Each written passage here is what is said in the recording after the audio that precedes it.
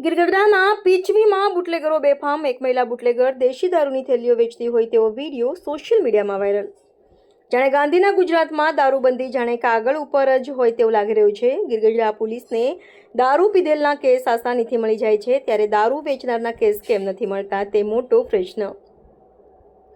મહિલા બુટલેગર નાના બાળકો પાસે દારૂનો ધંધો કરાવતી હોય તેવા દ્રશ્યો સામે આવ્યા. ગીર સોમનાથ જિલ્લાનું ગીરગઢડા પોલીસ સ્ટેશન અવારનવાર ચર્ચામાં રહ્યું છે, ત્યારે ગીરગઢડા પોલીસ સ્ટેશનની હદમાં ક્યાંક દેશી દારૂના હટડાઓ ચાલતા હોય તેવા અને દારૂ વેચતા હોય તેવા વિડીયો સોશિયલ મીડિયામાં અવારનવાર વાયરલ થતા હોય છે.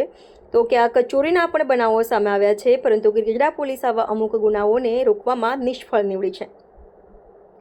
ગીરગઢડાના અનેક ગામ જેવા કે ગીરગઢડા, પીચવી, હારમળિયા, સનવાવ, ઉગલા, દ્રોણ, કોદિયા, જુડવડલી, કિલવાડ જેવા અનેક ગામોમાં દારૂનું દૂષણ ઘૂસ્યું છે.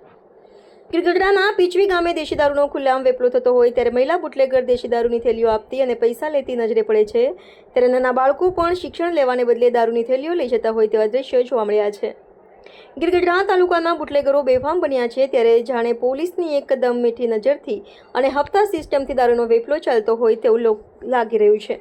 હવે જોવાનું એ રહ્યું કે આ વિડીયોના આધારે ગીરગઢડા પોલીસ કોઈ એક્શન લેશે કે પછી હપ્તા સિસ્ટમથી ગાડું ચાલતું રહેશે.